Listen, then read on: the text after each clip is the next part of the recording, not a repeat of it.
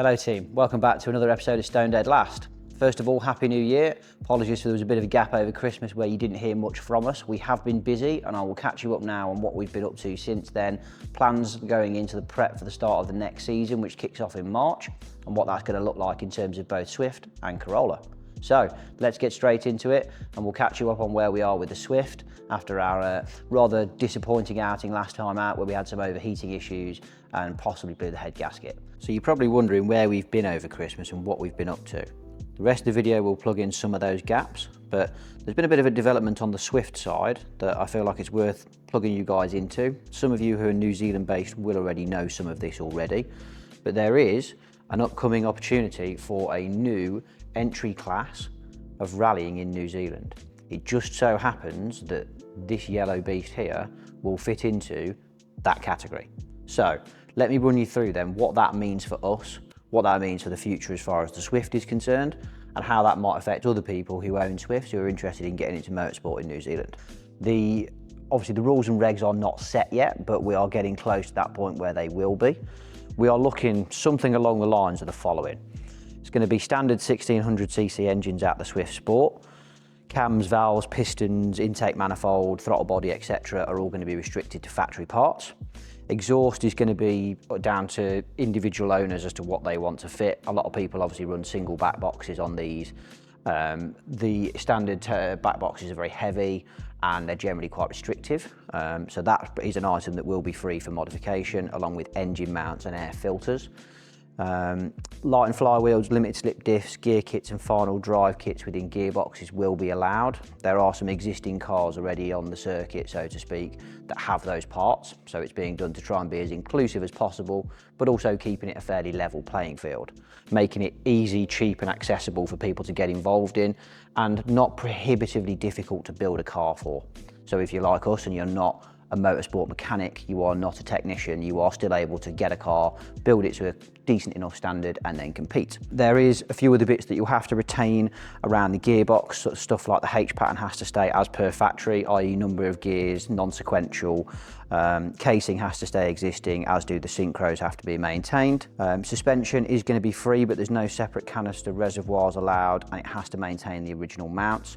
In terms of steering, that is to remain standard. Brakes wise, you will have to maintain the standard calipers. You can remove the brake booster if you need to. That is obviously quite common in rallying particularly, but also in other motorsports as well, to give you better pedal feel and more consistent pedal. Can adjust pedal ratios, that is okay. Bias valves and hydraulic handbrakes are also allowed, given that we are obviously doing some rallying.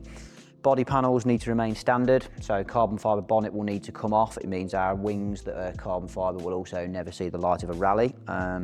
Perspex side windows are acceptable, as is lightening the inside of the door cards, but they must all be covered with an internal door lining, and front and rear glass has to be maintained.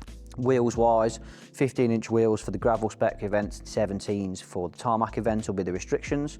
All running MRF tyres, 175 or 185 width of those tyres. So that kind of covers off the basics of what we've got in terms of regs so far. That will affect some of the things you're going to hear me talk about next in terms of parts to be used for engine rebuilds and other stuff, and what that means in terms of the specification of our car. Now, some of you may remember that we did have that other Swift that we stripped down, broke into pieces and kept a load of bits of. This engine is the one that came out of that car. Now, the original engine is still in our Swift. We've not actually taken the engine out of this just yet. We've left it in on the basis that it does still work and can be used to move the vehicle around if we need to, but obviously it needs some attention.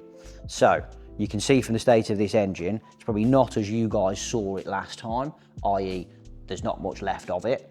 We've now taken bottom end and top end off. We're going to be sending off various components to be refurbished, and then we've got a heap of new parts already here with some more to arrive. They'll enable us to rebuild that properly. We're going to have a proper engine build out of this. We have taken the top and the bottom end off the engine. There is not a lot left. Generally, the bores are pretty good. We haven't really found anything in pistons that really concern us too much, which is good news. So they've come out and we're going to reuse those. We're not going to go to upgraded pistons at this stage, because again, that compression probably is going to push us outside of what the factory ECU can do. So we have got the head off. The cams are sat inside loosely, but all the lifters and guides and everything are now out, so they are loose.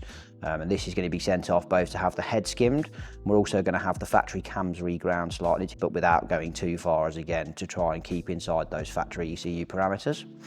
Also got in here the crank, which is going to be going off to get just ground down slightly and just polished up a little bit. There's a few score marks. It's not too bad, but being as we're here and we're doing this hard work, it would make sense. And as I said, factory pistons are actually sat in there. Need a bit of a clean up, but generally are in good condition. So we don't really need to do too much with those. We'll just replace some shells and bearings where needed. But otherwise, we've now got everything stripped on this engine and it's ready now to be sent off to be reconditioned. So they'll be going off in the next couple of days. Now, generally speaking, this engine is actually in pretty good condition. The bores themselves are all pretty good. No real scoring, no real marks, no real carbon deposits or anything else to note in there, which is good. Sign of good general engine health. We also didn't find really any leaks on this engine, which is also another big bonus. So we know we're starting with a fairly good base engine. So as I mentioned, we have got some new parts and some originals to be reused. Some of the engine covers we're going to be reusing, obviously rocker cover, etc. we're going to be reusing. Original intake manifold is going to get a clean and a repaint, so we'll get that all tidied up. Going to get a new alternator, new water pump fitted. We're keeping some of the valves, etc. We're going to clean those up and reuse them. We've got our spare ECU here with the RRP map on it, just in case we need that. New upgraded fuel pump, some replacement sensors in here. Brand new full set of silicone hoses. We've got some new coils along with the adapter plate and everything else to fit those. We've got some Motorsport pedals as well, which are hidden down here. Motorsport valve springs, all arrived from Japan in the last week or so. Full new set of gaskets to go on everything. This is the second-hand clutch we took out of our other car, but it is actually a ZE upgraded part, so we may end up fitting that as well. New water pump, along with a few other bits and pieces. We've got a Motorsport thermostat in there. So that stuff is already all here. We are ready then to start rebuilding our engine. So, for those return visitors to our channel, you will remember the last video where we took this thing out for a good outing up on the hill climb. Unfortunately, didn't quite do as well as we wanted, so there is some work to be done on the Carolla alongside the Swift. I've got some parts on order for that. In the meantime, back to the Swift. I mentioned in one of our previous videos, we have already bought some other bits. As you can see here, we have got our two new sets of wheels. We've got some OZ Racing F1s. These are originally off a Mitsubishi Evo. We're actually very cheap considering. Then they've got a bit of curb rash, but they're generally in pretty good condition, but they're nice, strong Motorsport wheels. We've also then got second-hand, admittedly, but some Revolution Motorsport rally wheels as well that were picked up north. So we've got those to go on the car eventually when it does go into gravel mode. But again, good quality, high strength wheels, perfect for the Motorsport use that we're going to be putting them through. And as you can see, they've already got some rally tyres on, so they've obviously been well used. Final piece of new gear that I don't think you guys would have seen yet is our rally suspension as well. So this was again second-hand part bought up north off somebody who'd been previously rallying a Swift. So we had his set of wheels and we also had the coils to go on our car eventually as well. So again, another nice aftermarket piece that we've managed to pick up second-hand just to save a bit of cost. They were rebuilt about 18 months ago, 12 months ago, and you can tell just from the general condition that they've been well looked after. So that's good. As you can see then, we've got quite a bit to do to get both cars back running again. Drop us a comment below if you've got an M16 engine and you've had any issues with aftermarket parts and factory ECUs. Might save us some headaches, be useful for anybody else who's following along as well. We'll hopefully then get the fuel parts back for the Carolla, see if we can get that up and running back to normal again. If not, we'll do a bit more fault finding ahead of the Otago Rally in April. So join us soon when we'll be getting into both of those bits and pieces, and I'm sure there'll be a few other little hiccups along the way.